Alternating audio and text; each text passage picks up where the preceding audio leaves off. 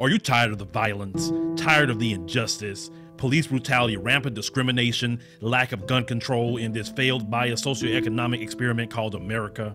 Or maybe you need a break from the relentless grind and want to regain control of your destiny, your wealth, your health, and your purpose. DiversifiedGame.com has the right course for you. Prepare for my first trip to Africa. Looking to reconnect with your roots, start a new business, or just a fresh start. Africa, aka the motherland, is waiting. Don't let the Chinese and the Mzungus have the fun and also take over the motherland.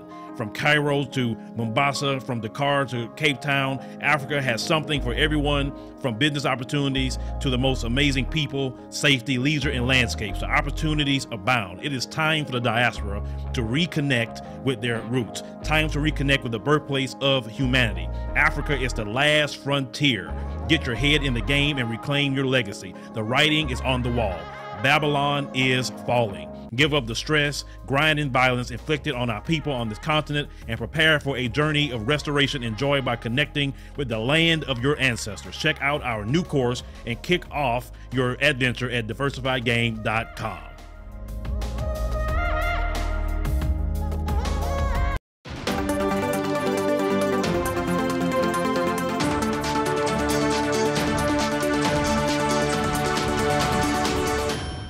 Grand Rising, greetings family.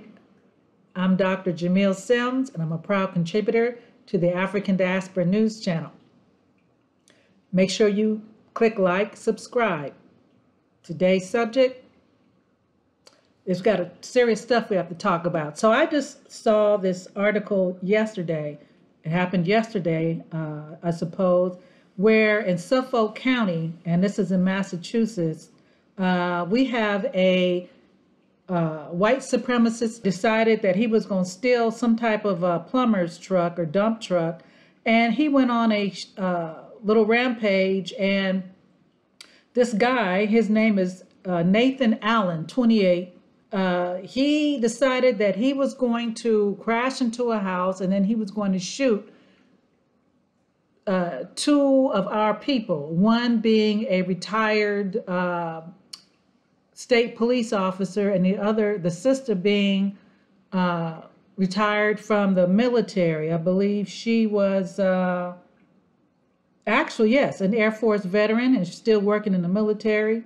And her name was Ramona Cooper. She was 60 years old. And then we had David Green, who is 58 years old, retired Massachusetts state police officer.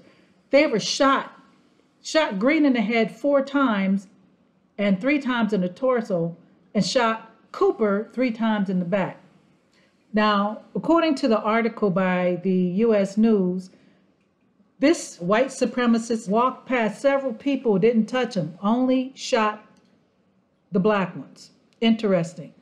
And then they make a statement about some of the information that they found, very anti-black rhetoric that he found. And here's this is what they said. They said it was troubling.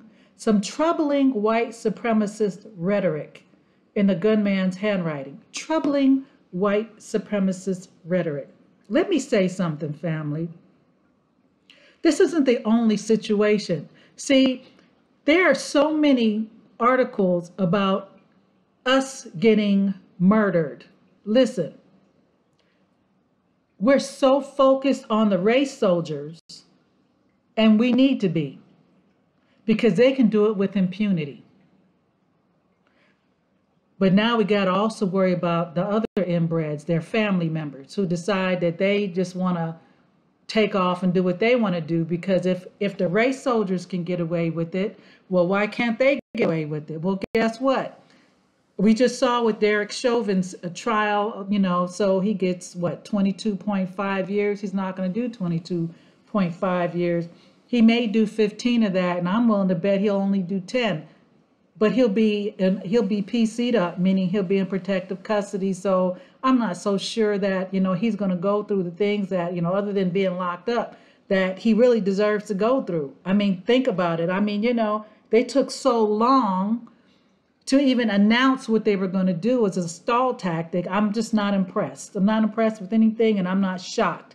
But what I will tell you is we need to look out for the average person not just the race soldier, because we don't know which one of these brain dead farts are out here thinking that they can cleanse the world of what they think is not right, when they're the ones with the mental illness, and their mental illness being their so-called supremacy. I don't see anything supreme about people that go out there and do this type of behavior. And no, I'm not going to give them no mental illness pass. I'm simply saying they are not fit to be in the public. They're not. And you know what? While they gave us Juneteenth and they're giving us the symbolism, they're not addressing these situations where our children, our mothers, our sisters, our brothers, our fathers, our uncles are being gunned down or being attacked. See, the focus is on Asian hate. A year and a half of Asian hate gets a hate crime bill, but 460 years of anti-Black racism, anti-Black hate gets us Juneteenth. I cannot and I will not celebrate that because first of all, I've been doing Juneteenth every year for years since I learned about it, but I cannot celebrate this federal holiday. To me, it's BS. It's symbolism, and we've got bigger fish to fry. Some of y'all are running out to Target and Walmart next year to go buy your Juneteenth regalia when we've got people getting killed. Innocent people don't have anything to do with what's going on, just minding their own business, and they're getting sniped out. Now, what I really want to say is if you are not concerned about the future and what that holds and how we have not gotten anything that's going to directly help our community and our people. And I'm going to tell you, the worst type of a lot of things that we could have had done didn't get done because some of us were playing for the opposite team. But for those of us that are on code, we've got to pay attention. This is very concerning. Keep your head on a swivel and understand, there's another story about a young man who, brother, I believe he's Nigerian, who was hanging out with his white friends and he came up dead in the pool. I mean, there's just too much out there. You better keep your head on the swivel. You better know who you can be around and who you can't. But it doesn't matter where you are. California has these problems as well. So we got the Karen issue. We got this is going too far.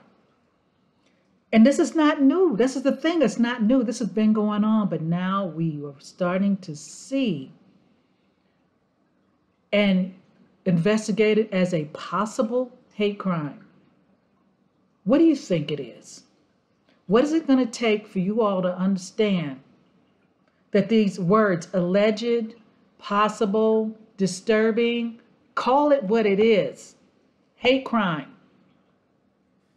Hate crime. See, other people, it's almost like if we say something to somebody, that's a hate crime now. See, everything's anti-Black. That's where it's going.